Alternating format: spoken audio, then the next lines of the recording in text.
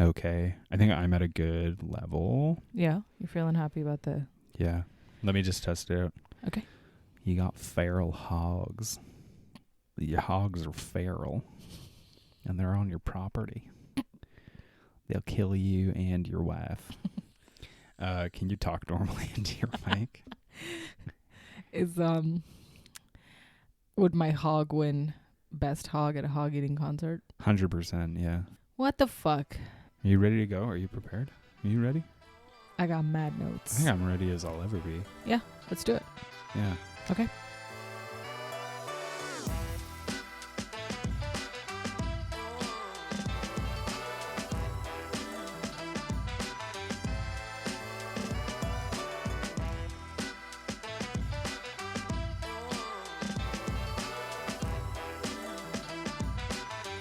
What's up?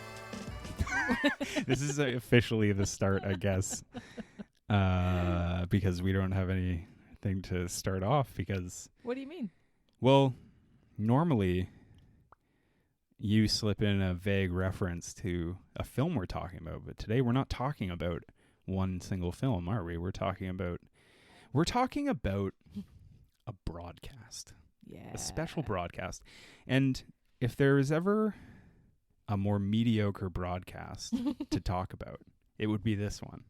Check it out, baby. Yeah, we're going to talk about the Academy Awards, Woo. but we're going to do it a little special. Well, welcome to the Low Ceiling. Hi. I'm John. And I'm Pri. Yeah. We did it. We did it We again. did it. We've only recorded about 500,000 episodes so far. I was going to do the I'm John because I thought that's what we're doing. Nope. I change it up every time. Oh, fuck's sake. Okay, all right. Okay. Yeah. Well, you know what? Today's episode is twice as special than any other episode. It's going to pop. That's what I'm hoping. It's going to bang, and it's going to jive. Oh, my God. As Not the- all three. Yeah. Oh, boy. Yeah. You don't even know. Yeah, we kind of we talked about doing an Academy Awards show because it's always interesting to talk about the Academy Awards. Mm-hmm. Except for 95% of the time. But yeah, we had to think about how we wanted to do this our way, and we must have thought for literally 5 minutes about how to do it, and then we came up with an idea that we're going to throw out today and see how that goes. John, I have a question for you. Go on. What's better than one Academy Award? More than one. Look at that. Yeah. And that's our pod today. Hell yeah. Not only are we talking about the upcoming 95th, we will also be talking about the 90th Academy Awards. Because, let me explain in the way I've explained to anyone who's asked, which has been, at least one person. I feel like our show, we're talking about the changing reputations of films over time and how they're received. And we want to go back 5 years and talk about what happened. What happened? What happened? We want to commemorate what happened a better in year. 2017. Mm-hmm. And then we're going to talk about the 95th Academy Awards, which is upcoming by the time this drops in a couple of days. So by that time, everyone will be fucking so tired of hearing. If you're a film podcast fan, you'll be so tired of hearing about the Academy Awards. You'll be like, what do these assholes have to say about it? Well, it turns out we're going to do a real big episode about it, and you're just going to sit there and take it. We have a loose structure on how we want to do this, but I actually wanted to start off with a question that I've been thinking about a lot. Actually, I think about it around Academy Award season every year. Yeah.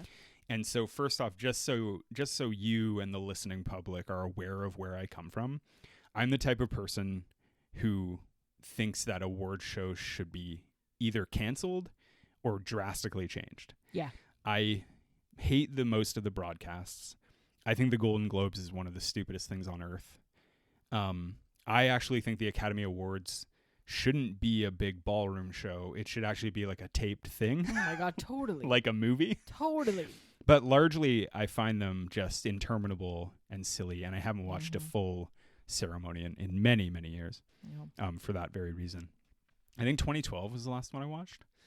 The year that Zero Dark 30 was nominated for some stuff, and Les Mis inexplicably, and Life of Pi all Oh, that stuff. right. That was the last year I was kind of like, I can't do this anymore. You're like, one more musical and I'm out. And they got you. They got did a couple, you. yeah. So, but my question to you is, what do you think of the Academy Awards? What do you feel about them? I mean, there's that general consensus that obviously good movies are overlooked. Almost in every single category, you're just stumped with the result, no matter what it is. I don't remember the last time there was like a year where I was like, all of these make sense and make are perfect. perfect sense. No. Yeah, which is like, I don't. That's okay. And that's I think fine. that kind of makes it interesting in retrospect.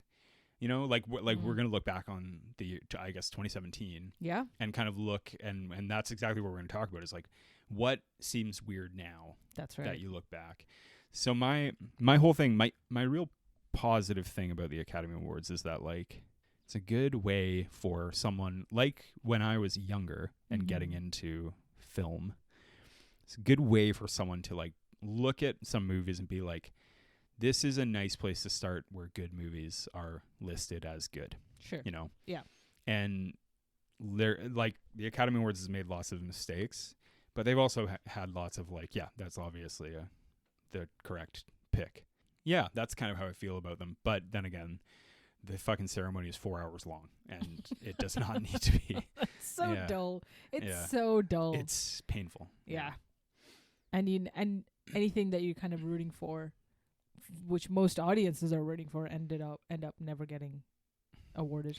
Do you think that's true about this year though? Like, we're gonna talk about it, but like this year, Top Gun Maverick and Everything Everywhere All at Once are nominated for Best Picture, right? And those are really popular. And not to mention Avatar, but like most people, I think lots of people are like very heartily cheering for Maverick and Everything Everywhere. Yeah. Right? Whereas like with Avatar, it's like begrudging respect. Oh. Yeah. This is how I know that already I'm going to be annoyed is if Top Gun wins.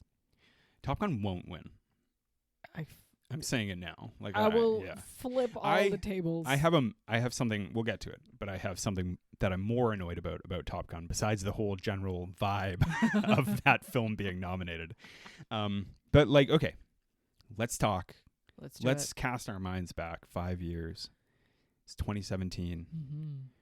There's really only one great movie from that year that's going to be remembered for a really long time. What is it? Go. Get Out. Yeah.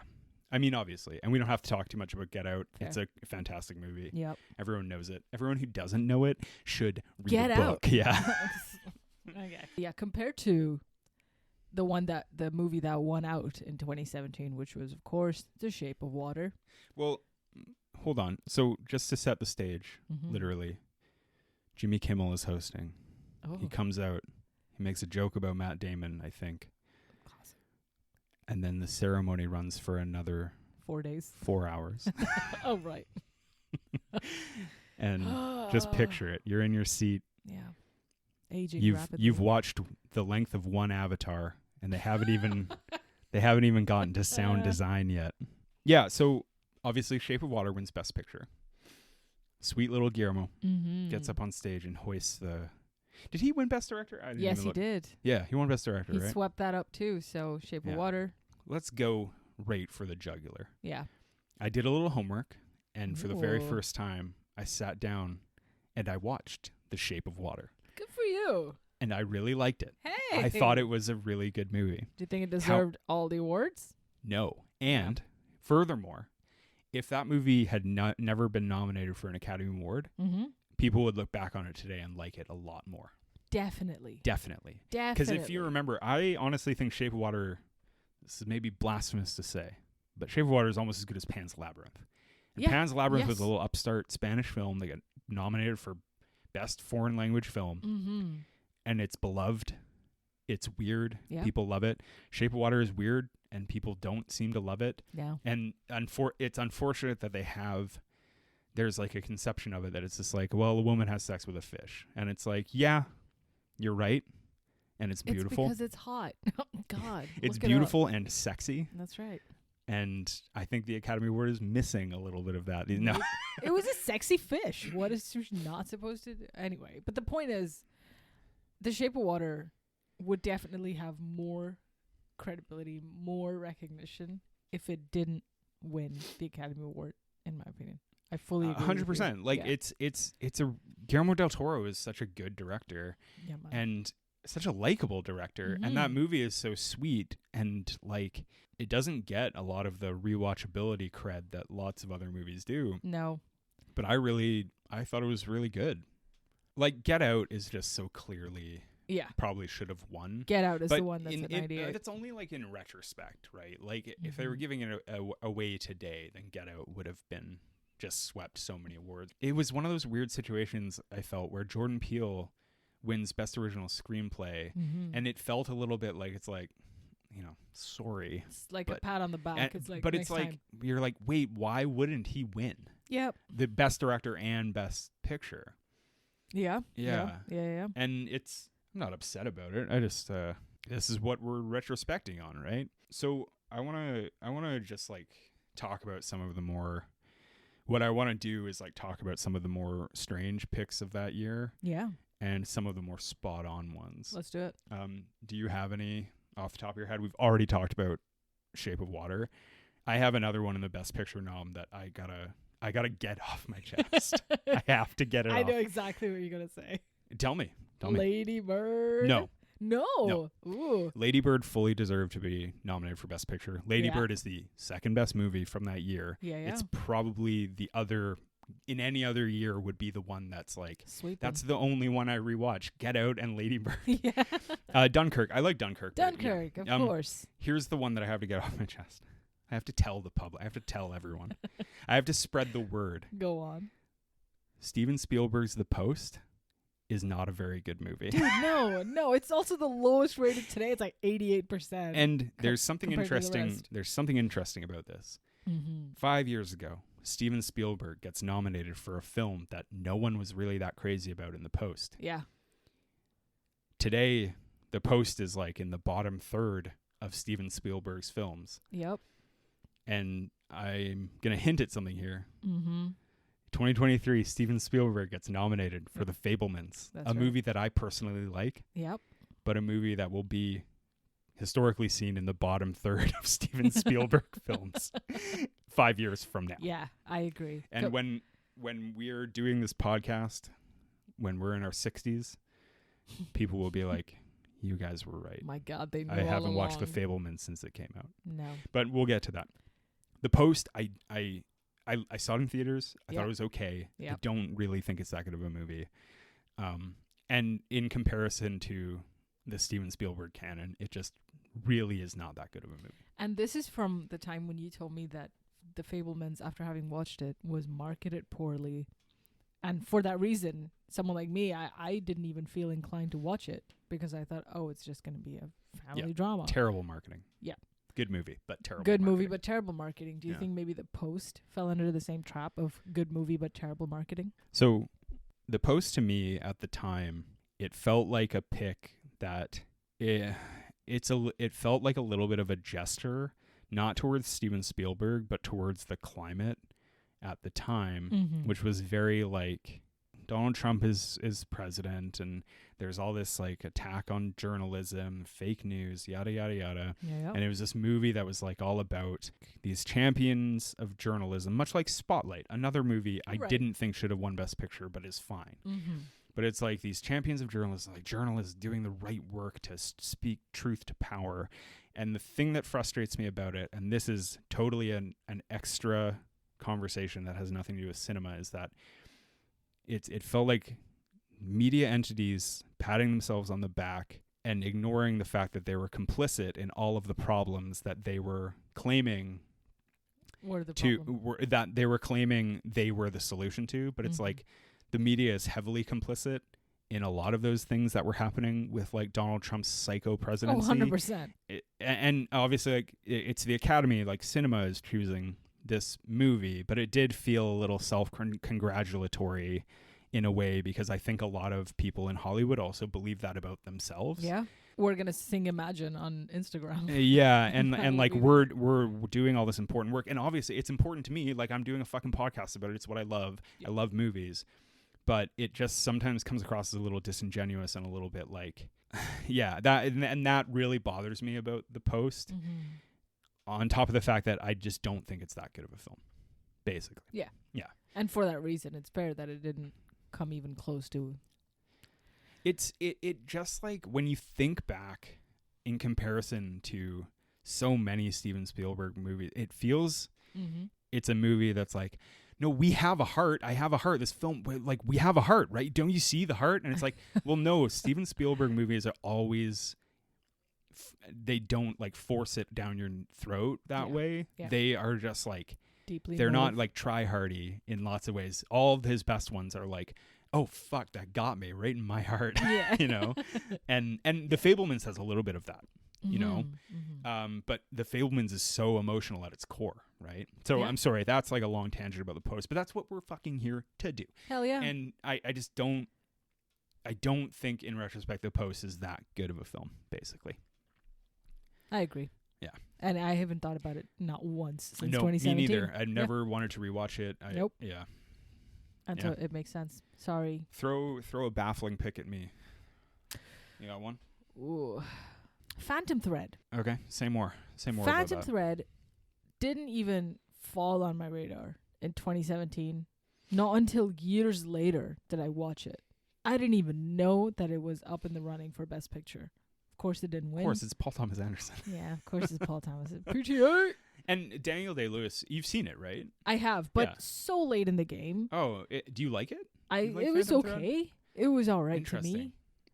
As with most Paul Thomas Anderson films, when I first saw it in theaters, I really liked it. Yeah. And in retrospect, I'm not sure how much I really enjoy it. No. He's a phenomenal filmmaker, and Daniel Day-Lewis is a pretty good actor. He's I mean, alright. You know, Right. he's no Mike Myers, but like he couldn't play like 3 roles, one of which is an obese Scotsman. Was that his last movie? Mike Myers? No. Daniel Day-Lewis. No, Daniel Day-Lewis wasn't Austin Powers. He was in. Okay, goddamn you. Not in the 6th. I mean, the man is a chameleon. He just disappeared into the role. I don't even know if Daniel Day-Lewis liked Phantom Thread, man. He just seemed to be there. I love Daniel Day-Lewis. No, of course. I just don't know if he liked being in that movie. Just he seemed kind of disconnected from Daniel, if you're listening. Dan. I'm a big fan. I think lots of people are. So DDL, he can definitely I'm speaking to you, the listener now. Me and Pri have this thing going where we have this dinner table of people we would like to hang out with. Yeah. And 2 people nominated this year are on it. Saoirse Ronan. Saoirse Ronan, she's always welcome. And Daniel Day-Lewis. I think they're always welcome. Perfect. At our dinner table. That's it. Daniel Lewis he retired after this movie. Yeah. This is his last movie. I don't think I don't think Daniel Day-Lewis operates on a level of like I enjoyed that experience. Like he's just like I went in there and was in a fugue state. Smashed it. Yeah, he's incredible. Was in a fugue state. Yeah, that's our boy. It's a really good movie, but I don't know. I have mixed feelings about it. Definitely. Another one that I think was marketed differently because when I went into it, I was like, I don't want to fucking listen to some clothes tailor shit. And then bam, totally different from what you expect. But even then, it didn't blow me away. Yeah, I really admire PTA's like ability to operate in such different mediums and how like he can make at least an interesting film about stuff where you're just like what, like a dressmaker, okay, cool. But I think 50% of the film's like goodness comes from the fact that he was named Reynolds Woodcock of the House of Woodcock. Yeah, that's so. Do you find that like weird that it was nominated for Best Picture? 100%. I was like, "What are you doing up here?" Really, because it was so well received, and PTA kind of gets us. He gets to slip it in whenever he wants, basically. But then also like something like The Post is up there as well. So to me, it's like, are they both on the same level of reverie then to be up there at the Best Picture level? Well, I think Phantom Thread is a far better film than The Post. I think I don't have the list in front of me, but I think like Of the ones I got you. I think The Post may have been the worst movie nominated that year. Can you go over the nominations? Let me tell you there. Yeah. So number 1 under A Shape of Water is Call Me by Your Name, followed by Darkest Hour, Dunkirk, Get Out, Lady Bird, Phantom Thread, The Post, and 3 Billboards. Well, that was the other interesting thing too, was Martin McDonagh his film being nominated 5 years ago, and then this year with Banshees of Inisherin. Yeah. I feel in my heart of hearts that Martin McDonagh, bless his heart, may not still win. No. But we'll come back to 2023 later. Let's keep trucking on. Okay. So yeah, Phantom Thread. Mm-hmm. I don't agree with you. I think so. Oh God, we haven't even talked about my marquee gripe with the Academy Awards. Go on. They need to go back to 5 Best Picture nominations. Dude, I agree. There are simply not. I was so annoyed at 2023's nominations. I was like, I bet if I went back, I was pacing around my apartment. I was yelling at the top of my lungs. Pri wasn't here. I have a recording of it. It will be released upon my death, of me being like, I bet if I went back to the year they started this bullshit, I could knock off 5 down of to these. 5 Yeah. plenty of these movies. And guess what? You can, because lots of the movies are not that fucking good. Totally. And this year was actually incredibly strong with movies that I liked, but not incredibly strong with movies that I thought should have got nominated for Best Picture. Yeah. However, Phantom Thread, my point is, Phantom Thread would have made that 5. It's that good of a film, in my opinion. And The Post, excellent. Okay. 3 Billboards, which I really like 3 Billboards, would not. Yeah. Unfortunately, I also think Shape of Water would not, even though it won. Yeah. So you'd be doubly wrong then, is what you're saying. Yeah. This is why they haven't invited me not to vote in the Academy. Yeah. I know. It's the only reason. It's not that I'm not an actor, writer, director, producer, financier. But babe, our podcast.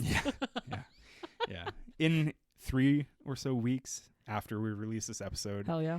And then they're in a furor over our just in time over our scathing pre-review of the show. Yeah.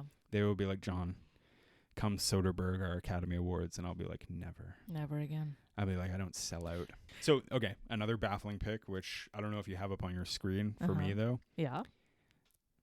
Gary Oldman, best actor. Now, Darkest Hour. Yeah. Is a good movie. Yeah. I like Darkest Hour. I know. I like Joe Wright. He makes not great stuff, but I do enjoy Joe Wright's work. Yeah. Darkest Hour was another one I watched, much like Shape of Water, where I was like, I didn't see it in theaters, and I watched it, and I was like, I like this movie. It's good. But Gary Oldman winning over Daniel Day-Lewis, and honestly, Daniel Kaluuya. Kaluuya is. I'm gonna give away a little preview for next year's Academy Award show. Oh boy. Daniel Kaluuya should have been nominated and possibly should have won Best Supporting Actor for his role in the film Widows, which you've never seen. That's Daniel right. Kaluuya is probably one of my most exciting actors in the world right now, and he's so incredible in Get Out that but Gary Oldman. So Gary Oldman.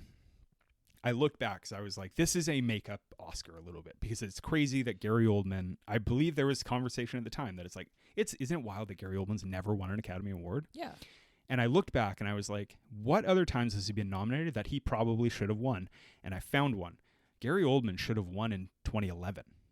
For? Tinker Tailor Soldier Spy. Well, shit. Yeah, 100%. And I believe that year, the artist guy won.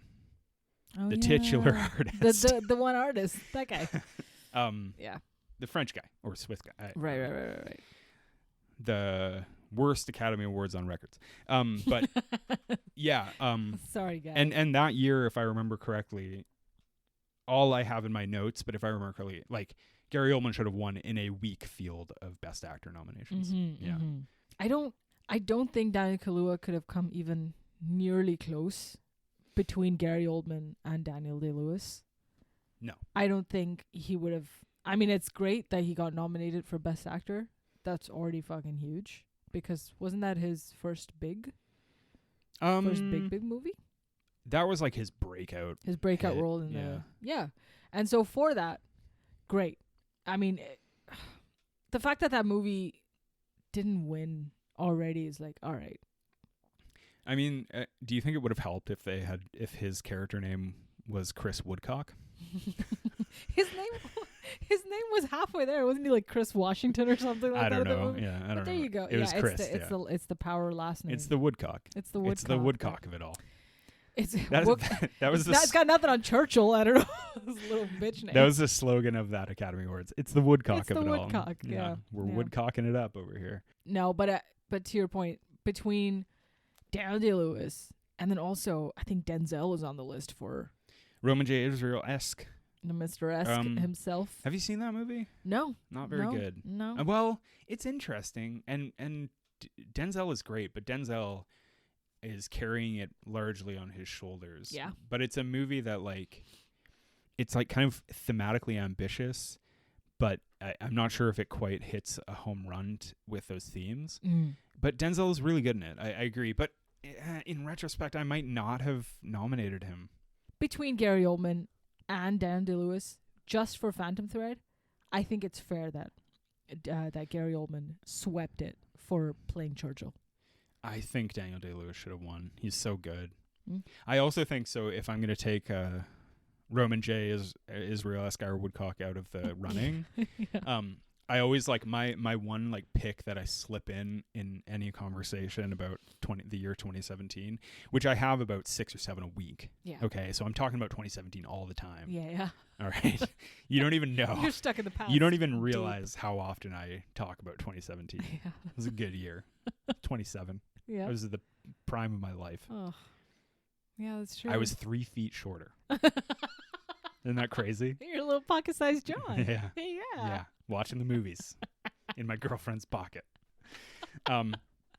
So Perfect. the one movie I slip in for lots of things is The Killing of a Sacred Deer, which I'm gonna slip in later. Baby. We're gonna talk about it a little bit later, but it got nominated for nothing. Yeah.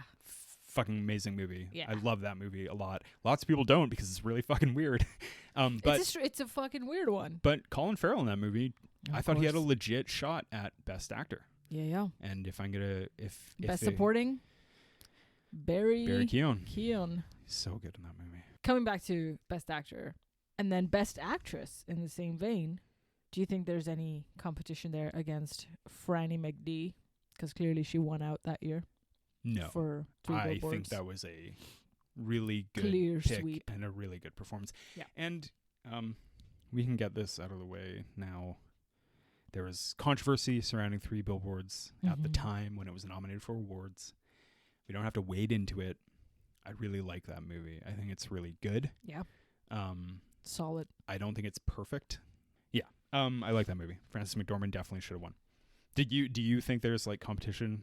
Not at all. Her? No. Best Actress, I mean, anytime that she comes up, I feel like, sorry, everybody else, but she's going to get it. She is like the Daniel Day-Lewis She's of the Best Day-Lewis. Actress category. She's, yeah. I mean, I remember hearing Daniel Day-Lewis is also just, I mean, the fact that he lost out to Gary Oldman is already testament to how good an actor Franny McD is. Because if they were both in a category together where it was just a best emotion person, and then bam, I think Franny McD would still get it. McDormand is just on record alone is one of the most highly decorated actresses of her generation. 100%. Actress, performer of her generation. And I remember hearing that someone on another podcast I listened to said that it's when she won for Nomadland, it was she's the only person to ever win this many times. And people were just kind of oh, congratulations. But it's no, this is a huge achievement. This is a massive thing. And people weren't really giving it as much of the time of the day. Yeah. Nomadland sucks, but that's okay. Sorry to Nomadland. But, sorry, Nomadland. I know you're a big fan of the podcast. Sorry to dismiss you so harshly. Love you, Franny, but your movie blows. No, it's fine. It's all right. Another pick I had, speaking of the actress categories, Allison Janney winning for I, Tonya. Yeah. I'm not okay with it. My pick, my like pick in that is Laurie Metcalf, and Lady Bird is a fucking incredible. Yeah. That is like that performance. That's a Spielbergian, like, oh my god, she just stabbed me right in the heart. Damn, that She's is really right. gonna drive off on her daughter at the airport. Are you kidding me? And then turn around and cry, and then that it's That's a sick mom. I actually went into that year thinking, I was like, this shit isn't even close. Allison Janney and I, Tonya is fine. Again, Yeah. the tradition of supporting performer with the villainy shit. That's exactly it. And it doesn't help that in retrospect, I'm kind of like, oh, Tonya was fine. Yeah. Like, I'm not, Yeah. It was okay. And wasn't Margot Robbie up there for Best Actress? You're nominated for Best Actress. Yeah. I've recently expressed a lot of views about how I feel about Margot Robbie. Yeah. She ate. She's okay. She's okay. Yeah. She does a lot and she doesn't need to. Yeah. And she's a good actress if she doesn't do too much. That's right. As are most actors and actresses. Yeah. Just be don't doing the most. That said, Babylon fucks. Yeah, and then my other note here on like baffling picks was the kind of the Rockwell nomination. It was like kind of a strong field, if I remember. Do you have that right in front of you? For Best Supporting Actor? Yeah. Yeah. So Rockwell obviously won out, but then after that, noms were Willem Dafoe for Florida Project. Ooh. Would have been a really solid. I Right think up there. my note means that it's like I wouldn't have complained if any of them won. 100%. Yeah. I mean, shit. Richard Denkins, Shape of Water, Christopher Plummer. Did you call him Richard Dankins? Because he's dank. He's dank as fuck. Richard Dank is out here. He is wonderful in that movie. Yeah. He's really good. Yeah. Yeah. Christopher Plummer, All the Money in the World as J. Paul Getty. He had a And- tough job, if you Yeah. remember correctly, Yeah. because he had to Oh my replace What's his Kevin Woodcock's face. Yeah. Oh, and then of course Woody Harrelson, 3 Billboards. A wonderful fucking role. Holy Yeah. shit. Yeah. I yeah. love that. And He's so good in that. I think that this is a tight contest. Yeah, like I said, I probably wouldn't have picked Sam Rockwell if the fucking Academy would just let me in. You're out there banging on the The door. only reason I I have ever thoughts. decided to go embark on this project was for the Academy to call me and be like, "Hello, John, it's the Academy. We'd like you to join." My We chair need is your squeaking. opinion Where you're shit talking Allison Janney for 40 minutes, you rascal. The No. Academy calls me and they're like, "Hey, John, we regret Allison Janney, Yeah. and we think you should come in. She bullied us into this taking this and you award. we have to send you to her house to take her Academy Award away."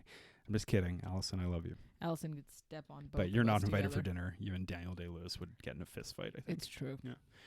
But we got the male Allison Janney, so Jacob Simmons can join us. Aren't they husband and wife in Juno? Yeah, they are. That horror film we haven't covered yet. Yeah.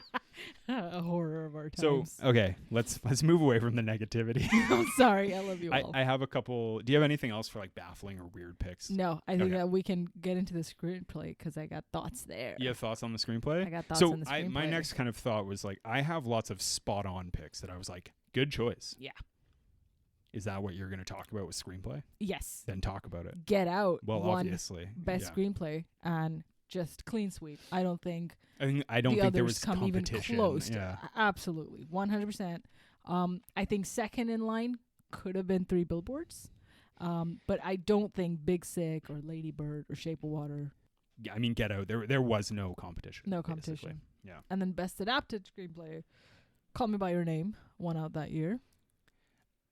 I haven't seen it. I haven't seen it either. I think it's the only movie from this year that I haven't, like the only big movie that I damn. haven't seen. But I've read the book. But you're all about the Italy. I thought you would have been super into Call Me By Your Name. Yeah. So I'm surprised to hear that you've never It's seen like it. longer than the Academy Awards broadcast, I heard, and it's like really slow. But I read the Okay. book. I read the book and I really liked it. Hey, you know what? We should make that our next watch together. I'd be down to watch it with you. Yeah, we should watch it. Yeah. But I mean, I heard it's really good. I mean, what were the other nominations? Yeah, Logan. Right. And The year of the Logan. The year of the Logan and Mudbound is up there. Mm-hmm. So is Molly's Game. But then I think anytime yeah. Aaron Sorkin does anything, it's like, all right, let's throw Again, this man up there. he is like that he's been earmarked for that screenplay thing, right? Because yeah. I mean, don't get me wrong, Aaron Sorkin's a great writer, but And And then, of course, Molly's Game. Yeah. Molly's Game is all right. I don't think best adapted screenplay. Get out of here. Disaster Artist, spot on. I loved that movie. Yeah. I still love that movie. That was an awesome film. I actually think that should have won. Those are my boys, Scott Neustadter and what's his name? Michael Weber. Michael Weber, yeah. They wrote 500 Days of Summer. Look at him. Which I unabashedly love still. I rewatched it recently. I'm like, damn it, I love this movie. Damn it, this movie makes me feel the feels. Yeah, I know. I know I'm an immature piece of shit, but That's I love true. it. It's a beautiful film. You're strictly okay. Get out of here. There's 500 days of summer. My God. Yeah. They don't even show 400 of them, TBH. They don't show enough. I think that's my one knock on the movie is like I was promised 500 and they showed like maybe 20? 7. Yeah. What about the other days? And honestly, one of the days was autumn. So let's be honest. That's the worst part. I want to we're mostly going to talk about like the big categories. Yeah. But I want to go on just a little short spiel about a category that's not as big as it should be. Yes. And that category is cinematography.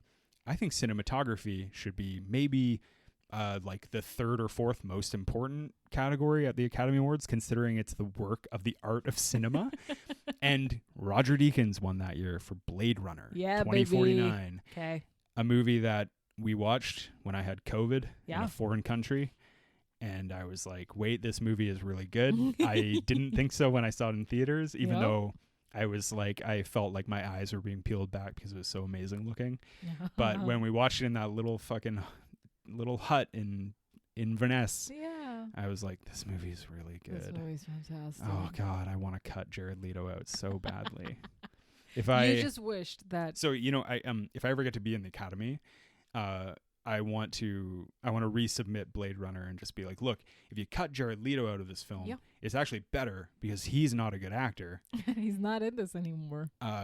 Can I get nominated for Best Director? This is my one director note.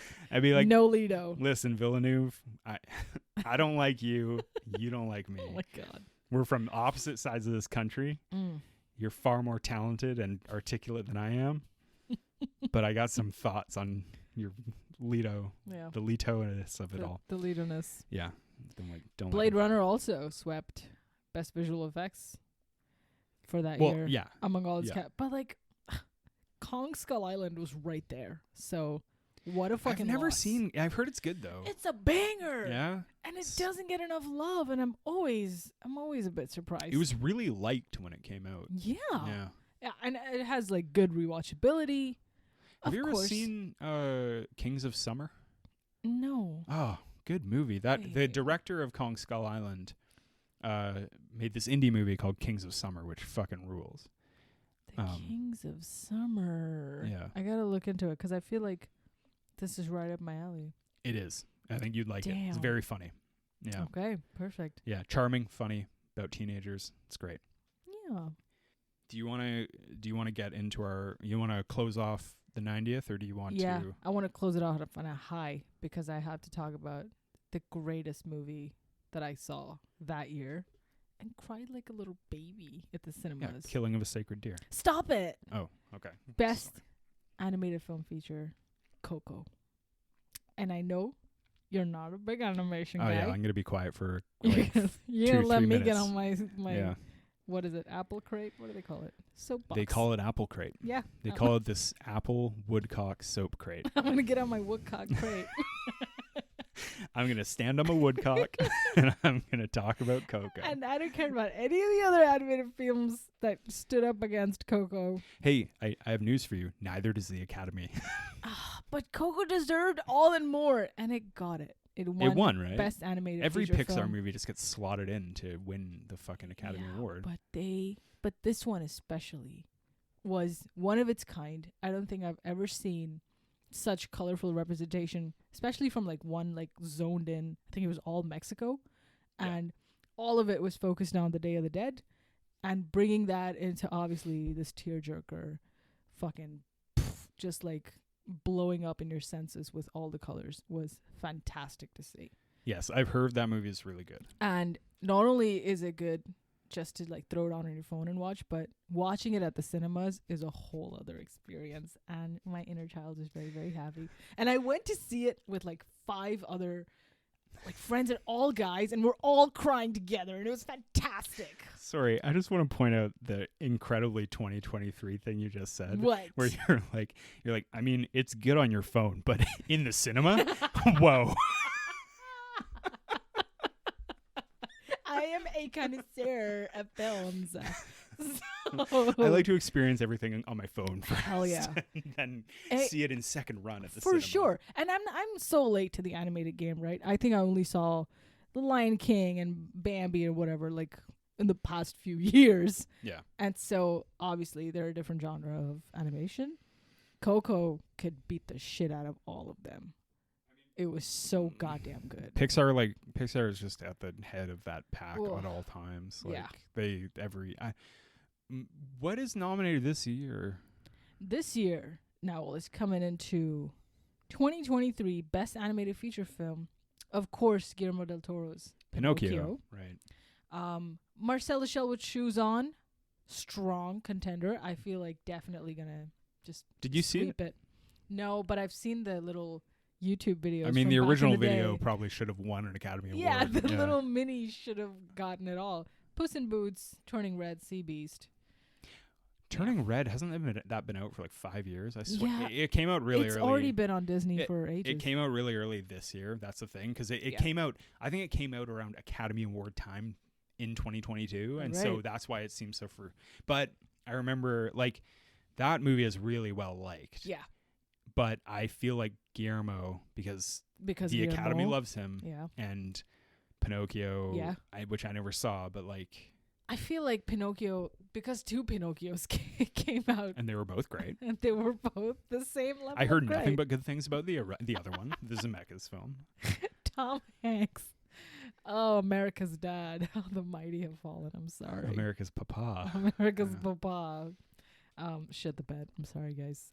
But yeah. I strongly feel like Marcel could eat it, could get it this year. Could get those shoes on. Could get the shoes on. Yeah.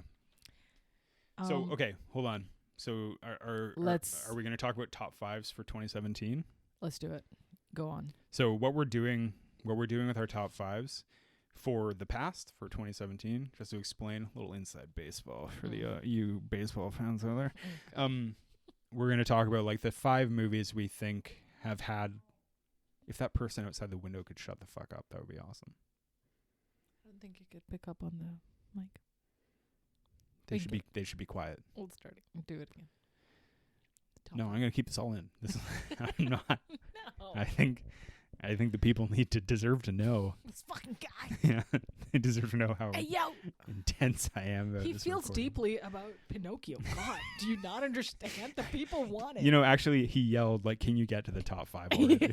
He was like, "Let's go."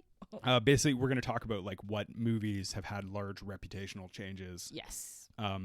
Since and what we think will continue, and then for the new year we're gonna kind of like see into the future and what we think will have large reputational changes, either up or down. That's the thing. So to give you an example, my I don't have them in any particular order, but my number 1 is like the reputation of Lady Bird has gone way up. 100%. It's kind of a cult like gem. Yes. You know? Yeah. And proven by our good friends at Rotten Tomatoes, 99% as of today. Also proven by just how good Greta Gerwig is and good how she just keeps nailing it. Like Little Women. I mean, I would never have watched Little Women in theaters if Greta Gerwig hadn't directed it. Totally. And I really like that movie. One reputation change for me in a downward way is The Post. Shocking that it even made it to the list. And of course, now no one really gives 2 shits about it. That was my other one. And I gave it away already. But The Post will be seen in the bottom third of Spielberg films, for essentially. Sure. For sure. I really do. I'm really sorry to The Post. I know how much you care about my opinion, but yeah. So that was definitely on my list. So another. I mean, this goes without saying, but Get Out is going to be considered like a massive classic. Yeah. In for like, sure. I'm talking like 20, 30 years. It's going to be, people are still going to be like, wow. Yeah. Perfect. Go on. It's another one. Downward one for me again. Phantom Thread. I don't think anyone's thought about that movie since that year, and I've not heard about it in any discourse. I don't think it comes up in comparison with any other DDL's works. So I 100% disagree. yeah, I have rewatched that movie a couple times. Shit. I think you're misunderestimating the hive of The Paul DDL Thomas hive. Anderson. No, Yeah. of Paul Thomas Anderson. Oh. People who I mean, this sounds ridiculous to say, but to some people, he's their favorite filmmaker. Yeah. Like, some people really love him. Yeah. You know, and Are you some people?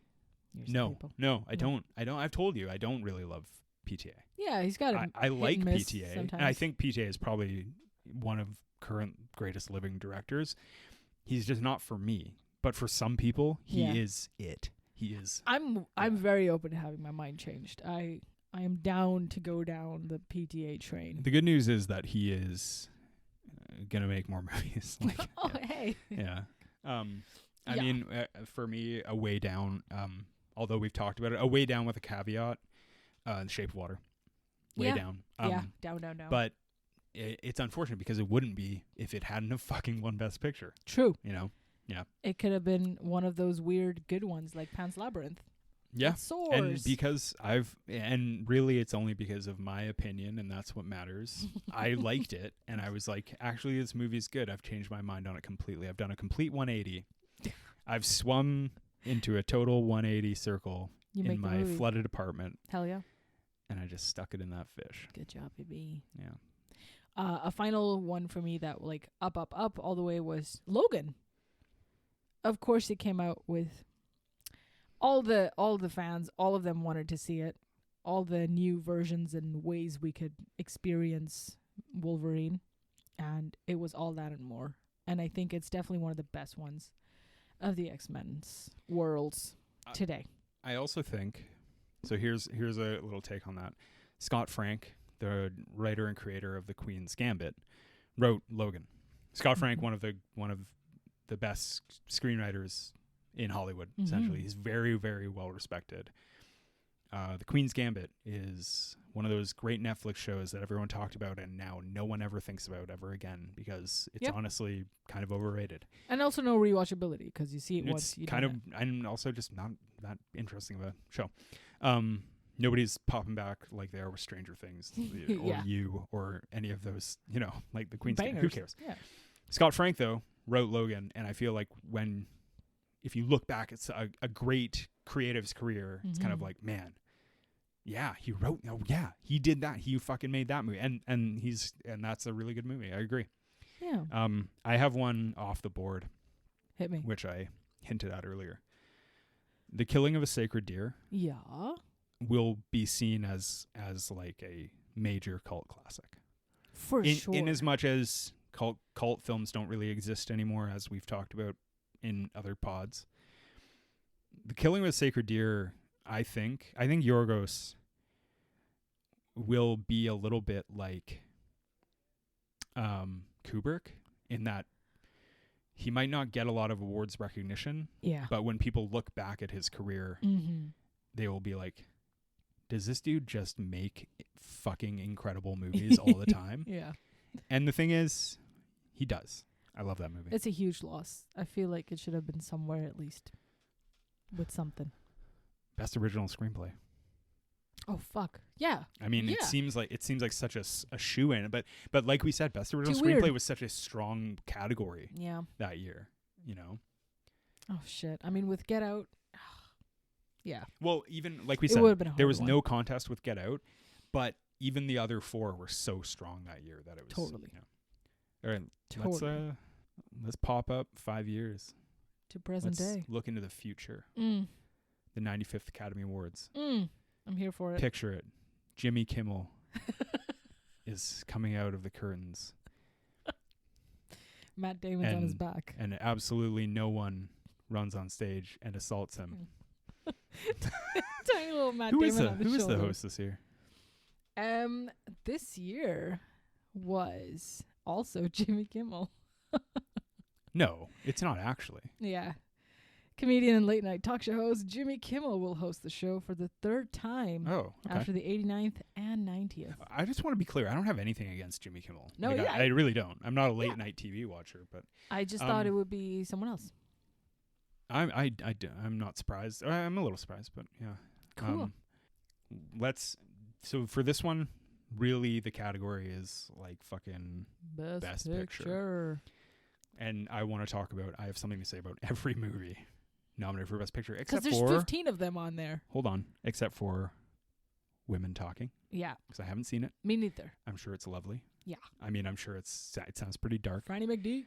But I'm sure it's really good. Yeah. I'm going to try not to say anything or make any excuses for why I haven't seen Women Talking. That's fine. Good on you. Probably a good movie. Yeah. I will watch it sometime. I just haven't seen it yet. I'm gonna skip Triangle because I have a lot to say about Triangle Sadness. Come back. And I want to. Do you mind if I kind of run down my list and we talk about each? Okay. All Quiet on the Western Front. Yes. Was great. So good. We were baffled. Blown baffled away. at how good it was. We threw it on like a Sunday morning, and we were just like, "Why is this movie so fucking good?" Yeah. And it is. It's a wonderful film. I have no complaints about it. I think it should win Best Foreign Language Film. Mm-hmm. On the other hand, I don't think it will come close to winning Best Picture. Not at all. But it's a really good movie. It is fantastic. I'm a sucker for any and all war films. Yeah. And I was just so pleasant. I was in love with it. I thought it was great. I love war movies. I'm a big war movie fan. So. When did 1917 come out? 2019. Wow, man. I felt similarly about 1917 as I do about All Quiet. I feel lots of things about 1917, as you well know. So good. It's such a good love movie. this film. I think because we might not, make it as a society 2 years from now, so we might not get a chance to talk about that Academy Awards. I like 1917 more than Parasite. I agree. I feel the same way, but then I think 1917 is a better film to rewatch. I think it's my inherent bias. There's also that. What is the rewatchability in Parasite when you know every single thing? Parasite's so good, scene by scene. That's about to go down. It's so good. I just like something. I told you. I saw 1917. We're going on another tangent. Yeah. We cut out a massive tangent about 1917 from the Jarhead episode. Oh, God damn it. We're going on another tangent. I just want to say this. I saw 1917 in theaters. I thought that was a really good movie. Yeah. I watched it 5 times last year. I watched it twice back to back, and then I watched it with you. Yeah. I watched it, and I was incredibly moved by that movie. Mm-hmm. In a more so than when I saw it in theaters. I think it's a fucking amazing film. Yeah. Yeah. If we cut all the tangent parts from our Jarhead podcast where we talk about 1917 plus this one, I think we'll have a podcast on our hands that's just 1917. 1917 slaps. Yeah. Okay. What's on your next All one? Quiet on the Western Front. Sick. Done. Amazing movie. Mm-hmm. And you know what? The thing is like, I don't have as much fun talking about stuff that I like as I do about stuff that I have bigger thoughts on. Yeah. And so we'll get to the next one. Tar. Yeah. Tar is the best movie of the year. I think it's an incredible achievement. I think that it should win Best Picture. I think that it should win in all major awards that it's been nominated for. I agree. Cinematography, screenplay, director. Best director. Actress. Hell Best yeah. Picture. I really do think that's... I think I said it to you after we saw it in theaters. I was like, that is the first great movie of this decade. 100%. It's the first movie of this decade that at the end of the decade will be in people's top 10. Yeah. It's that good. Could not stop talking. Could not stop thinking about it. Yeah. I just left the cinemas and then here we are, a month, 2-3 months later, still feeling strongly about it. It's incredible. Yeah. I will be definitely shocked if it doesn't eat up Best Director or Best Picture. I will not be surprised, but that's okay. Next, Banshees of Inisherin. Yay! An incredible film. Yeah. I don't know what more to really say about it. This is a great movie. It's just overall well-loved. Team in Bruges, hashtag my boys. And another one that got me right in the heart. Poor Jenny. All makes sense that they're all up here. Yeah. So far, so good. Hit. Carrying it on. Avatar. A great movie. Really good. Unfortunately, I actually do think that Avatar 2 will be a lot like Avatar 1, where people are like, I respect and recognize the game, but I'm not going to watch it yes. until maybe Avatar 3 comes out. No. But at least James Cameron is back making films. Yeah. I mean, Avatar 3 is filmed, so, you know, it's getting to be in the can. And Avatar is nowhere on like Best Director list or anything like that. Sorry? Avatar, like James Cameron is not on Best Director for this year. People have brought up that it's kind of like a Peter Jackson Lord of the Rings kind of thing. Yeah. Which I mean if we're going to go way back, it's kind of insane that Lord of the Rings didn't sweep that much every year. So Avatar, I mean, that's all we got to say about Avatar. Yeah. What's up next? Elvis. So now we're getting into stuff I don't like. And it's also stuff I don't know. I'm not from the time. Sorry to you, Elvis. I would never have watched that movie, and I do like Baz Luhrmann's films. Yeah. It seems like it's 20 years too late to make a movie about Elvis. It looked bad. Like, I didn't look like a movie I wanted to see. Biopics just don't do a lot for me. Yeah. And this one especially, I'm just like, I don't fucking care. Yeah. I'm not sure what's in it. Maybe I should watch it at some point. But here's the thing. I get so tired in the last like whatever X amount of years. I get so tired of those actor driven kind of like, well, that's going to get nominated for Best Actor. Yeah. But it's like, but the general consensus is like, well, the rest of the movie is just whatever. But in some cases, people are like, well, the rest of the movie is not very good. And it's like, then it shouldn't be considered.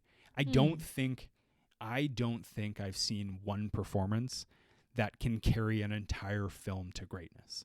I really don't believe that happens. The rest of the film has to work around it. And if it doesn't, maybe it's also like, it just shouldn't. I really dislike that kind of thing. Totally. And you always get one thrown in there. There's one in there this year that I don't want to talk about, but like there's some in there this year. And I just like, I don't fucking care. Top Gun. Yeah. Sorry. No acting nominations for Top Gun though. Oh. No, I'm talking about the Andrea Riseborough of it all, which we don't have to get into. Right. There's lots of other people who know more than me about it that are, whatever. Okay. Elvis, whatever. Mm-hmm. Top Gun. Just no. Top Gun is one I haven't seen yet. You haven't seen Top Gun. I have not yet. Good movie, well worth seeing in cinemas. It should not even be being sniffed at the Academy Awards when it comes to anything but like visual effects. Yeah. Top Gun is good. And I get that people are like, oh, I remember the original Top Gun. Yes. But here's my spiel about Top Gun. And it relates to Elvis too. Lots of aspects of culture today, we're just like fire hosing ourselves with nostalgia. And it's really getting tiresome. I mean, it's lazy. It's also like it's unoriginal, which is such a snide thing to say. I get that. I don't know. Like, I want originality. I want stuff like Tar and Banshees. Here's another thing I said about Tar. Tar feels like a modern film. Yes. Top Gun does not. Oh, interesting. And neither, honestly, does Everything Everywhere All at Once. Mm-hmm. But something like Triangle of Sadness, as much as I will expound on it later, does. Tar and Triangle feel like films that are 2023 in a good way. Mm-hmm. And I get so exhausted with, like, obviously art builds upon itself and there's lots of regurgitation of ideas, but I just get so tired of the just kind of like, well, 25% of the appeal of this film is nostalgia. Yeah. And it's like, well, fucking okay. So that's meaningless. That's also why probably Elvis is up there. Probably why Blonde got so much media attention. Well, Blonde got media attention for lots of... aside from all the spice. But yeah, nostalgia is a powerful thing, right? It is, especially in film. Yeah. In cinema. And we're just not able to shake it off. And the only way we want to celebrate that is with throwing an award at it. But, like, don't you feel like, think of all of the... And it's not even... I'm not even talking about, like, remakes, sequels, prequels, things like that, necessarily, although that is a big part of it. But, like, think of something like Stranger Things. Mm-hmm. That's just a fucking fire hose of nostalgia straight to your eyeballs, basically. Mm-hmm. And that's what people that's what people gravitate towards for some reason. It's the if you can't do teach thing, where if you just don't have an original idea, you bring back what's worked in the past, push that formula down your throat, and hope it makes another hit. I mean, yeah, but it's all the Marvel movies start to kind of feel like now. But I know that's a different tangent. But we're entering this weird phase of Marvel where people are nostalgic for the early phases of Marvel. Yes. My God, That's I how am deep people. we are. Yeah. And that's how long it's gone on, Yeah, 20 years. No, but like 10 years. More. I think Marvel is a bit of a product to it as well, because for one, it's based on comic books, which people read as young children or teens or whatever. Mm-hmm. And I think whatever you feel about them, you know how I feel about them. They're throwbacks to this old school blockbuster action thing. Like Top Gun? Like Top Gun. Yeah. I mean, look at like they squeezed 3 Jurassic whatevers out of the fucking... Yeah. Everyone, like, the thing about these like nostalgia plays kind of is that like something like Jurassic Park, the new Jurassic Park, yeah, it like comes out and everyone's like, well, that was a piece of shit. We should make 3 more. And it's like, oh, what can we cancel it? Can we like fucking, Do you think remakes and like sequels of a type of film should just not be allowed in award categories? No, I don't think so. We wouldn't have Avatar, True. But did Avatar win back in the day? No, but it was nominated for Best Picture. Yeah.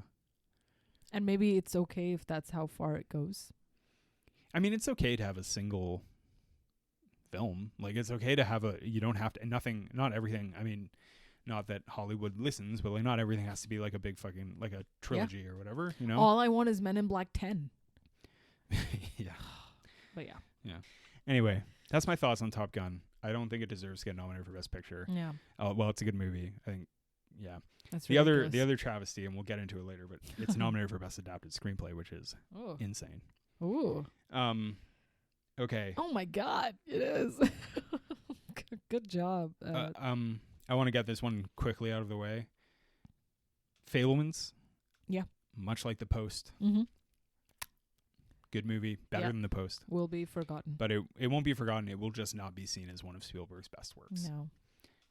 I think it's good. I just don't think it's really as great. Is there an alien in it? I think not.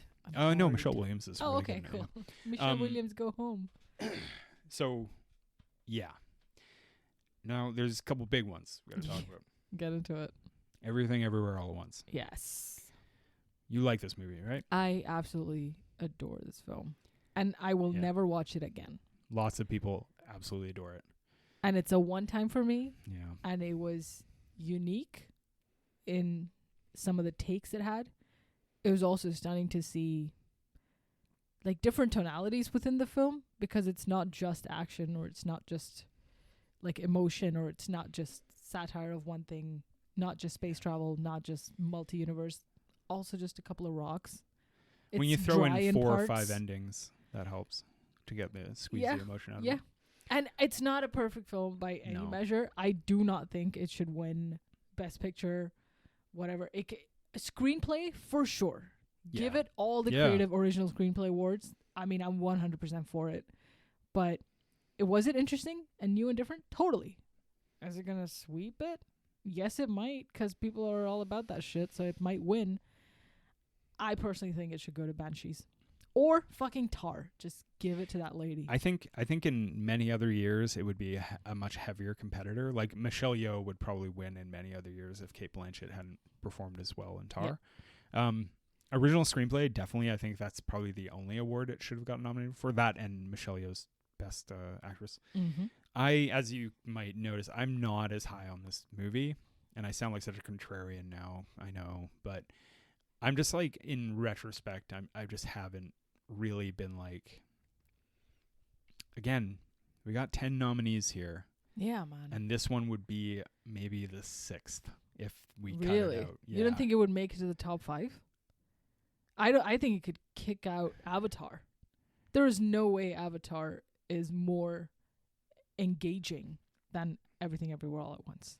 If I had Avatar to is choose, in here I because would of go nostalgia. Tar, Banshees, All Quiet, Avatar, and maybe Everything Everywhere or Fabelmans. If I'm thinking from the Academy's perspective, I think Fabelmans is getting nominated in a good year for many reasons, right? For the respect. It would be unusual if they don't have Spielberg, as if the Academy just snubs Spielberg out of the fucking top 5. So no. Yeah. Oh no, they snubbed Spielberg. No, it's not gonna happen. He's gonna be there. He's under Best Director too. Of course he is. But like James Cameron isn't. Come on.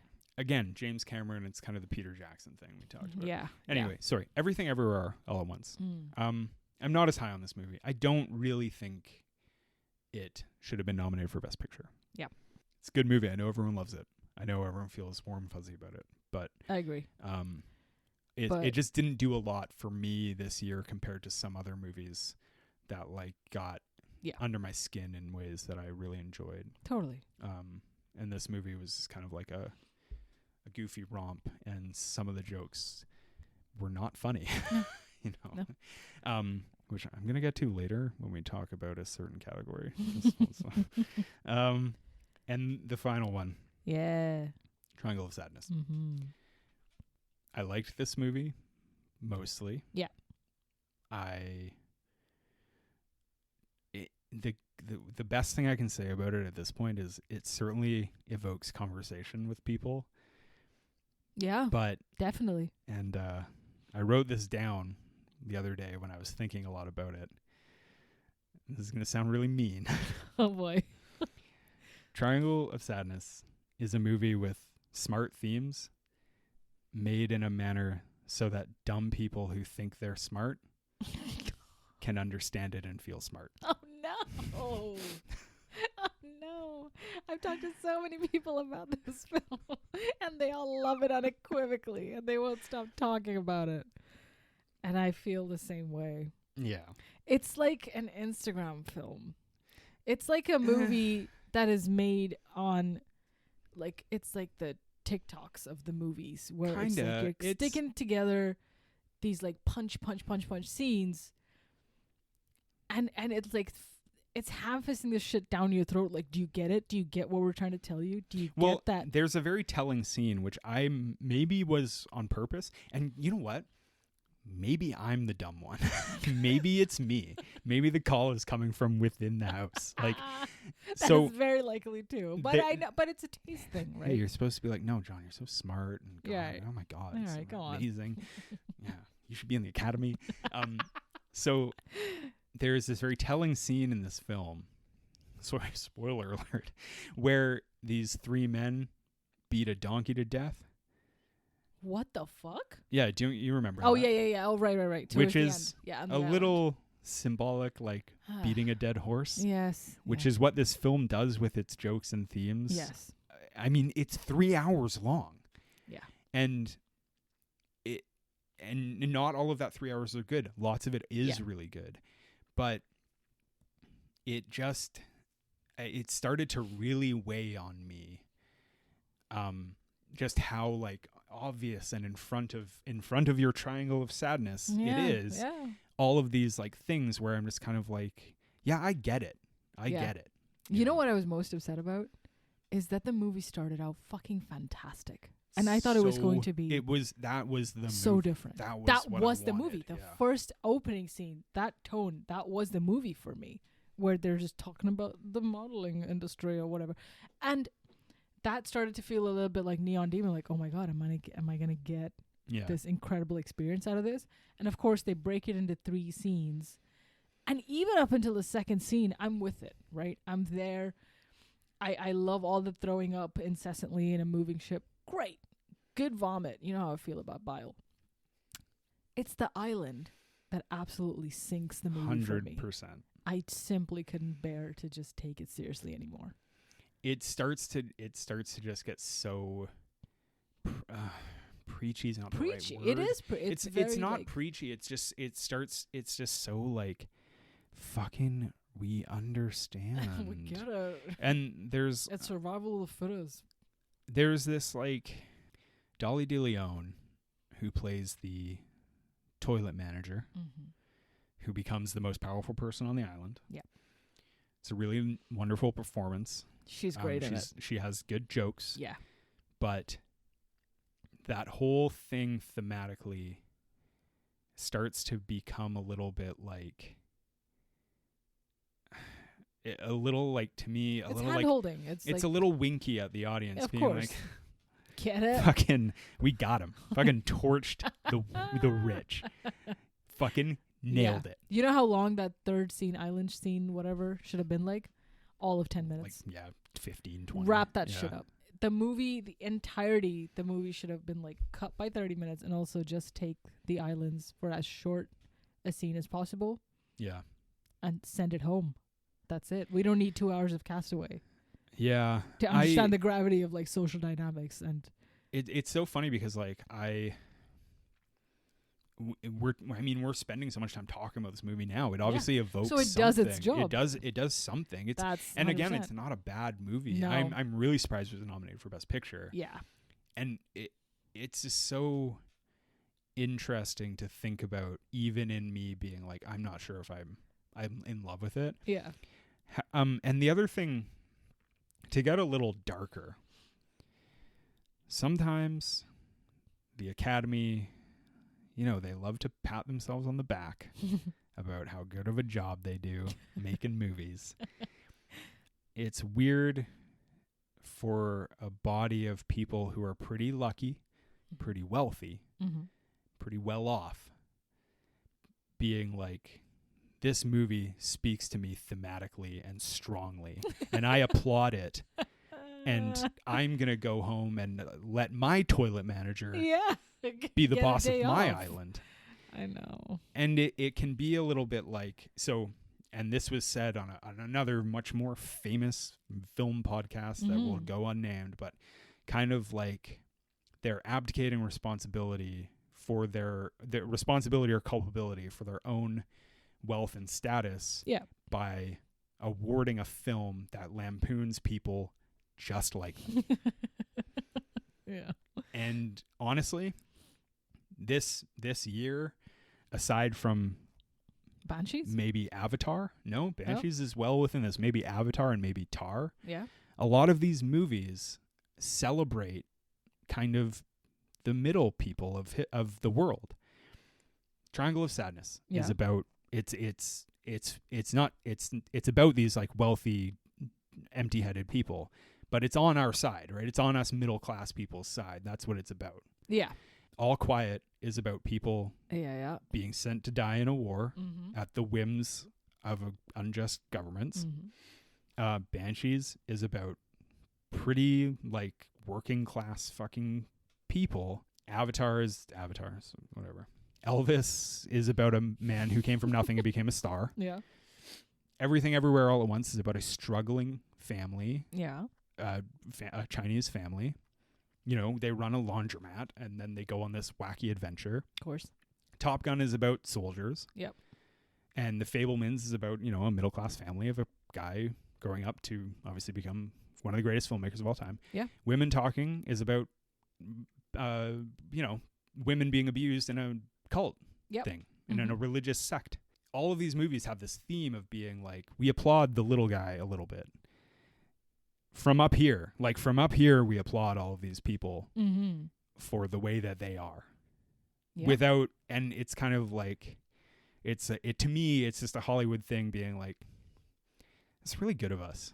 It's really good of us to recognize this. But I mean, what else are they going to make a story about? Rich people got rich. Like Tar is the exception here because it's money making, having all the fame, having all the pseudo intellect, all that shit, and then poking fun at that to a degree.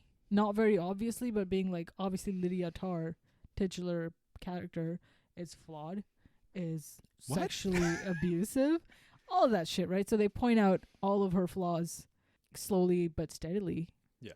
And they point it out. But also, is it really the Academy's job to... Well, I'm not... it's more of I don't think it's a conscious thing. It's more of a like. It's more of a way of the world kind of deal. Everybody loves an underdog story. Yeah, and I also don't I don't like blame any of these filmmakers. Like I don't really. Yeah. It's an institutional problem. And that's my own opinion, you know. No, it's also like a good observation. I wouldn't have thought of it that way. That you know how I love finding connected themes of Especially this year, it's all like back to back to back. Just like 2017 was all like Get Out, and it doesn't come up anywhere. It just like it seems like you make all these works of art that thematically connect to these large institutional problems with society, and you look at them and you exhibit them, and you're like, wow, there's lots of problems. Yeah. Anyway. And there's nothing to be done about it. There's just nothing. And say what you will about Marvel or whatever, but it's like, at least with those movies, you know, you go into Quantumania and you're just like, I don't have to think about this shit. Well, it's escapism. You know, most of that shit is. And it's, I don't know, it's kind of, I don't know. I don't really know what I'm trying to say about it. I just find it really interesting. Yeah. I mean, if it made you think about the struggles of man, then I guess the movie's done its job. Yeah. True. Cool. And I wouldn't ask for it any other way. This is interesting to think about. That's cool. Yeah. Was Armageddon time last year? It was this year. Yeah, didn't get nothing. And nothing. Loved Armageddon time. So that's my outlier. I feel like it should have been somewhere on the list, at least for something. Maybe the little kid could have gotten a Best Supporting Actor. I thought I don't say this very often, but I thought Anne Hathaway could have been nominated for Best Supporting Actress. Yeah. I thought she was quite good. Yeah. Best Original Screenplay definitely could have been in there. James Gray. I loved that movie. I thought it was fucking such a good movie. All right, that's enough about. Sorry, that's enough about. I'll get off my Woodcock, and we can talk about. I just want to say all the Best Picture nominations that I've seen with you this year. We managed to smash them out at the cinemas. We're a couple movie going daddies. Look at me, not watching it on my phone anymore. She got mad culture, dog. I want to go on to some baffling picks. Let's do it. I've already given all my opinions about the Best Picture nominees, so I don't really have to. There's a significant snub in one category that I want to highlight. Yeah. The Batman should have been nominated for Best Score. Totally. That score was unreal. Oh my God. Yeah. And what is it now? All Quiet, I guess? I don't even know. I refuse to look at it. I refuse to make eye contact. I can help you out. Banshees. Triangle of Sadness, Top Gun. Yeah. No, not even. Hey, so Best Original Score, All Quiet on the Western Front, Babylon, Banshees, Everything Everywhere, and The Fabelmans. Yeah. I think Banshees should win, although Babylon's score is pretty phenomenal. Fair. Babylon, I'm part of the Baba Hive. I'm a big fan of Babylon. Yeah. Okay, I want to talk about a couple more picks I'm not a big fan of. Hit me. Jamie Lee Curtis being nominated for Best Supporting Actress. For Everything Everywhere All at Once. Yeah. See exactly what you just said. Yeah. Exactly. I actually think neither of the Best Supporting Actress nominations for Everything Everywhere should have been nominated. True. I don't have a replacement, but although I will get to something later that You mean from that movie or generally? I don't think those two should have been nominated. Fair. I don't think they were that good. Yeah. I think in Best Supporting Actor, Ke Huy Quan. Ke Huy Quan, yeah. Mm-hmm. He was fucking great. Yeah. Probably going to win. Probably deserves to win. Although I'm a big Barry BK fan. BK, man. My boy Barry BK. Keoghan. Ugh. Yeah. It's a hard one because Brian Tyree Henry is also in it. So I haven't seen Causeway though. So okay. Yeah, but Barry Keoghan, he says it's to hook things about a stick's length away, as you know, which is my favorite line from Banshees. And then he's hooked by that length away stick. It's sad. It's perfect. He's a beautiful little actor. Is what I cannot believe. Cannot believe that Brendan Gleeson is not Best Actor. Best Supporting makes sense. Yeah, is Best Actor Colin Farrell then? Yeah, Colin Farrell's nominated for Best Actor, which is deserving. Then I really they hope should both eat it because I'm sorry, nobody else. You know, yeah, what you're referring to is what us in the Academy call category fraud. And there's a massive category fraud in Best Actress. And in my opinion, and that is Michelle Williams for The Fabelmans. Mm-hmm. Michelle Williams, I hate her performance in that film. I don't like it very much. Mm-hmm. There's a really entertaining people. You know what? You can take this idea. It's a great idea. But there's a really entertaining like supercut to be made of all the kind of vacant stares she gives in that movie, like weird smiley vacanty stares. And you mean the Michelle Williams acting of Michelle Williams in every single thing? No, I like Michelle Williams a lot. I do not like her performance. Also, go on. She's gonna get tarred and feathered, but I don't think Ana de Armas should be in Best Actress for this year. Tell me about that. I feel like Blonde is going to be one of those movies that are going to just dip in that reputation. I think it came out pretty strong, and for 5 whole minutes, it will live in its limelight. And then in the next 5 years, I don't think we're going to give a shit about Blonde. Ooh. Sorry, guys. It created a hurricane, certainly, when it came out. I actually have a different opinion about Blonde. Mm-hmm. Now, I understand the controversy around it, and I understand why people might hate it. It's a very hateable film and not very pleasant to watch. Andrew Dominik is an undeniably talented filmmaker. Much like we talked about, we're going to, by the time the listeners hear this, we were going to talk about an X-Men film. You have to talk about Bryan Singer. Bryan Singer was a talented filmmaker, despite what you think of, Blonde is a really, really impeccably made film. Mm-hmm. The philosophy or lack thereof behind it is troubling, but I actually think it will be reclaimed in later years due to its technical brilliance. Like passage of time and people will forget. Yes. And therefore it'll get better? Yeah. No, I don't think it'll get better. I think people will still acknowledge its problems. Sure. And Blonde, the thing is too, is like Andrew Dominik, he didn't help himself with some of the attitudes he brought to the press around that film. Yeah. But that movie is undeniably well made. It was kind of a shoo-in that Ana de Armas would be nominated.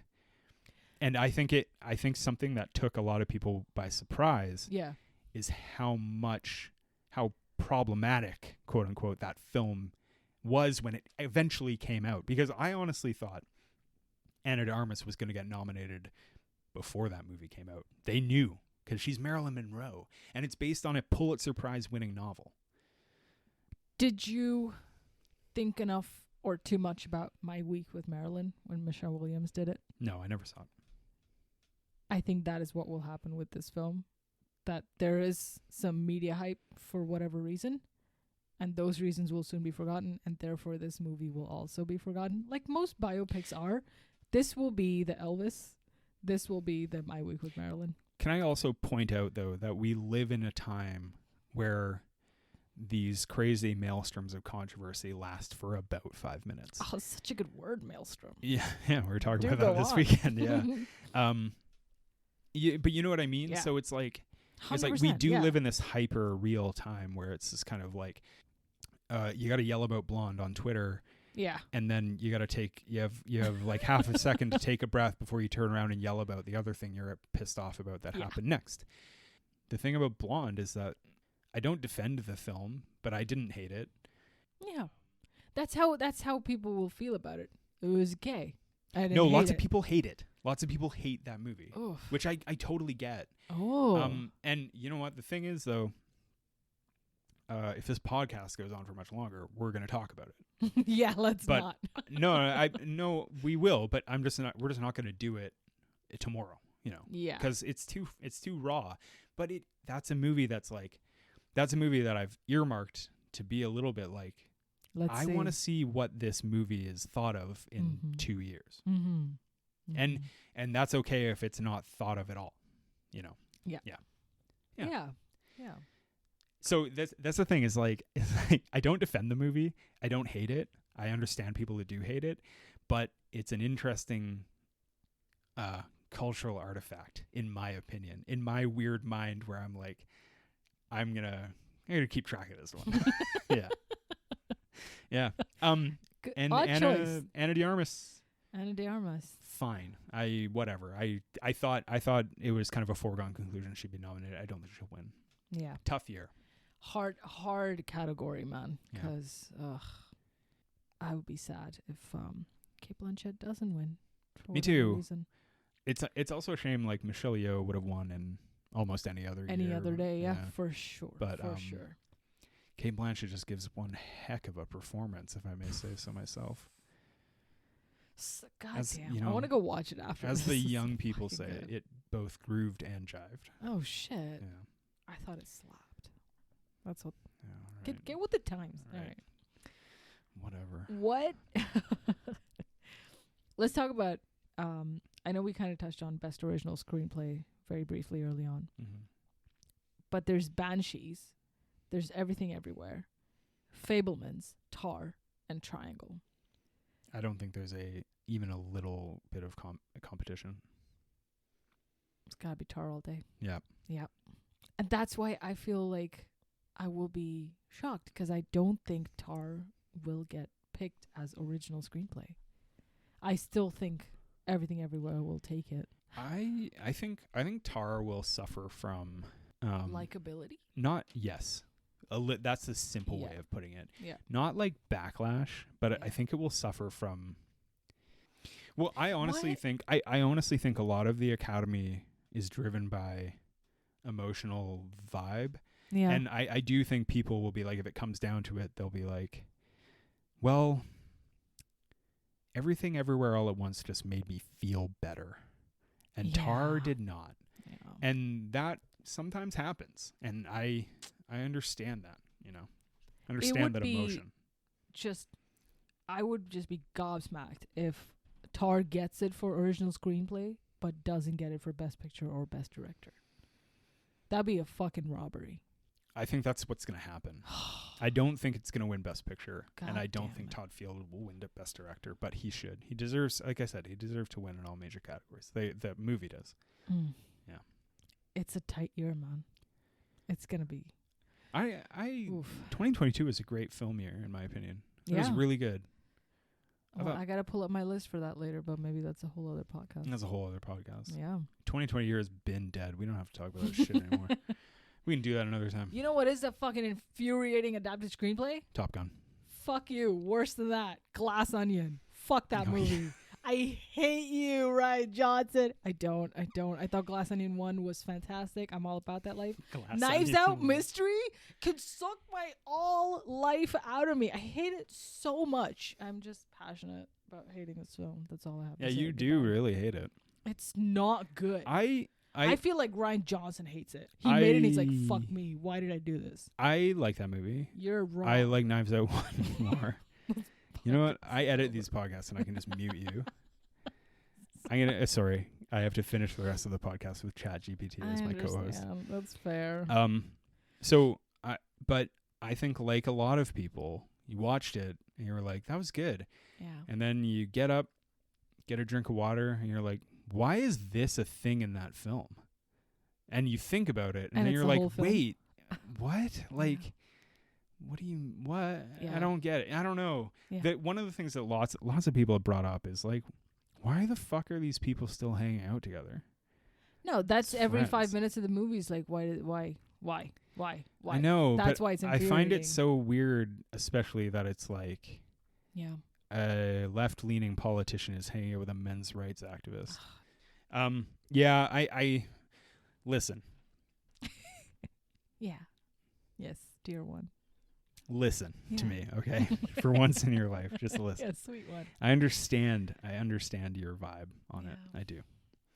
You don't understand how much it takes for me to hate a film. Because I am mostly full of love. What do you mean not much? You hate a lot of films. That's true. I don't know if, like, I sound like more of a contrarian on this pod when we've talked. Mm-hmm. But you are quicker to, like, dismiss films than I am. Yeah. Like, I have to, like, think about them for a long time. Yeah. If it doesn't catch me immediately. Ugh. It's really annoying. It's called being judgmental. Okay, try it. It's called being a piece of shit and works great for me. No. You're a little all or nothing sometimes. Only with some things, because the Some expectation's already yeah. set. It's especially annoying when it's about things that I like and that you're wrong about. Okay. Okay. Okay. Glass Onion, it is what it is. I don't know. Why is it and not okay? All right, It's a weak year of original screenplay. It could just not be or there. adapted rather. Just it's a weak year. there's Top Gun, Women Talking, Living, which I haven't seen, and All Quiet on the Western Front. This list is perfectly fine year. without Glass Onion on it. Top Gun. I am not wrong about this. You're not wrong, but Top Gun is also a pretty bad choice. Yeah. I love Christopher McQuarrie, but Just come goofy on. list. Also, adapted screenplay for a movie that's based on a previous movie, So is Knives Out. right? Yeah. So why is Avatar not on here then? That could also qualify by those it could levels. qualify. It just wasn't chosen. I'm surprised that it wasn't chosen, I guess. Yeah. So yeah, James this, Cameron is. I mean, lots of goofy people, list. but James Cameron also gets stick for being cliched and stuff. But it's also I don't see why Top Gun is any better than. Yeah, man. Yeah. James Cameron. Just as much. It kind of. So the thing about James Cameron and people being oh, his writing is cliched and stuff. It's kind of so is it cliched because he uses tropes that he fucking created, as one of the most influential filmmakers of all time? Yeah. The dude. I know, another spoiler, you haven't seen Aliens, but the dude basically changed the way things were written with Aliens, right? He's the LeBron James of Aliens. Yeah, he's amazing. Yeah. Love James Cameron, love you, JC. You cannot come to He's dinner. the original JC. You can't come to dinner, you would fight Daniel Day-Lewis. Physically I'm just hurt him. picturing Daniel Day-Lewis being really aggressive to people. I don't think he would talk at all. He would just sit there judge and be like. I think he would take stuff off people's plate and not even ask. Ah, that's cute. Is that libelous? My grandpa used to do it. I'll allow it. No, I bet he would be super nice.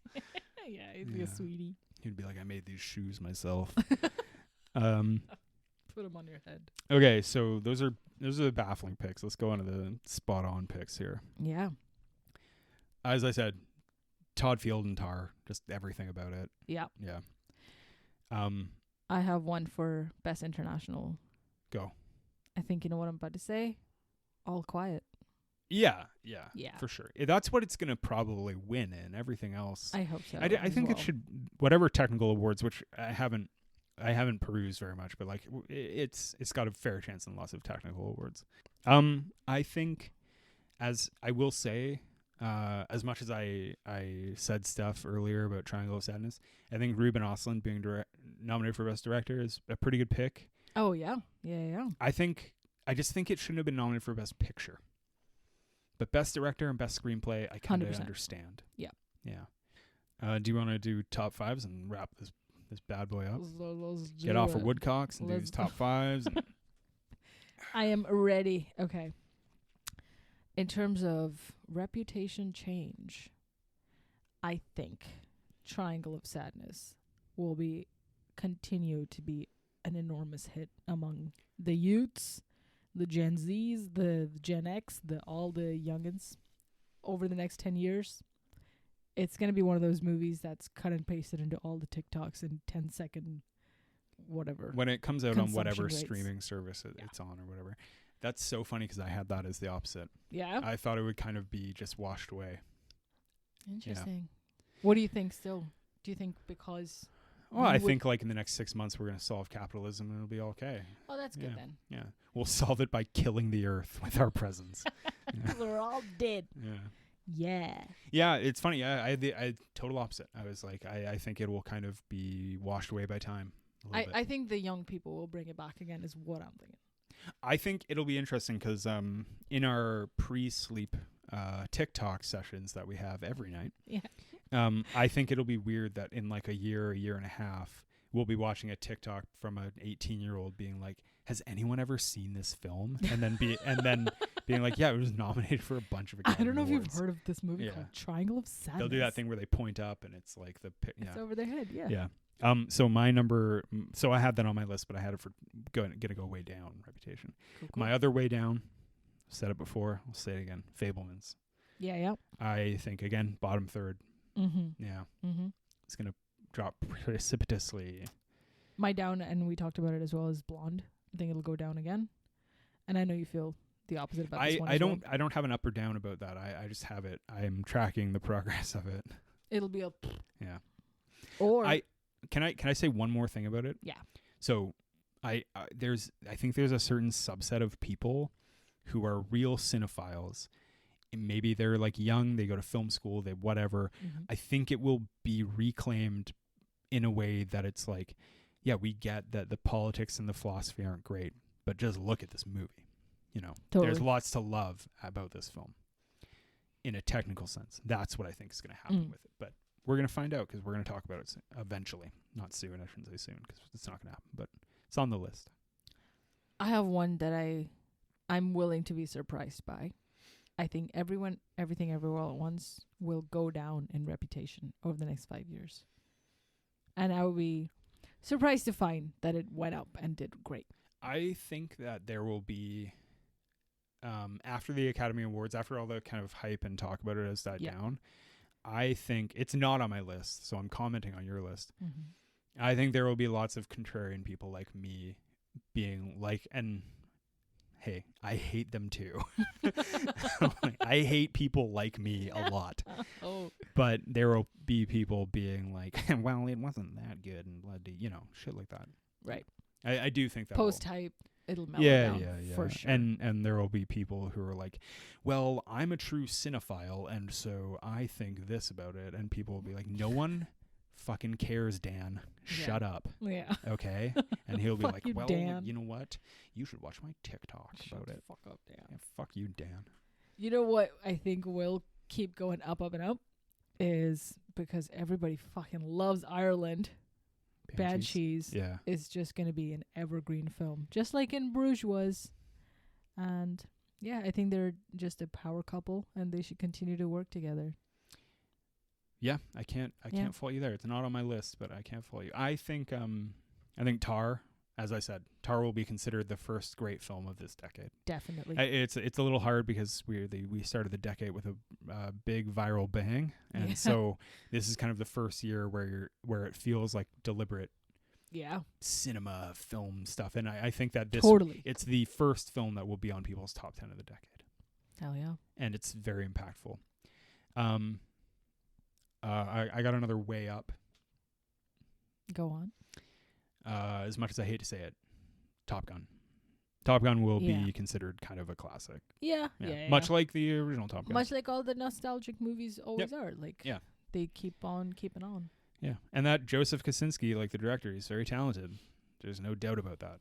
That old Joe over there. Old JK. Go on. You got any more? I got one more. Go on. I hate to say it. All Quiet will just kind of be forgotten. Do you think? Yeah. I think All Quiet will be always on one of those lists that 1917 is on. Or it'll come up every time someone talks about Saving Private Ryan, for example, in a modern context. I think something that's special about All Quiet is that war movies have gone very much...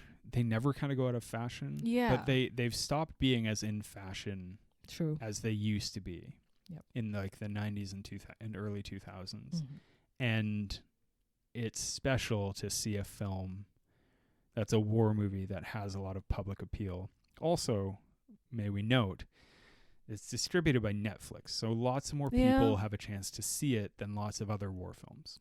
But, like, who knows? Maybe Netflix will crash and burn, and then everything will be well again with the world. They're doing fine. Yeah. I mean, I don't watch it. But if I want to watch Blonde later, that's where I got to go. Sick. Hell yeah. Yeah, that's my 5. That's our 5s. Yeah. You got any more? No, I think I just have big dreams for the Banshees.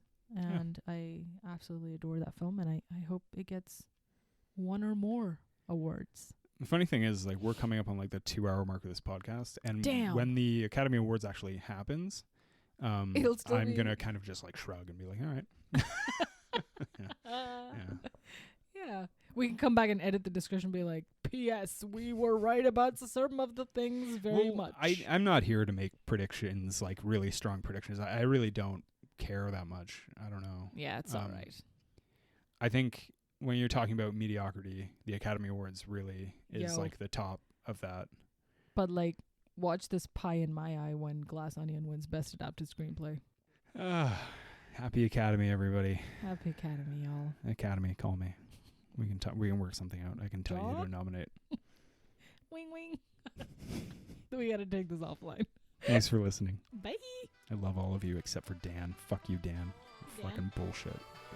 You don't know anything. Bye.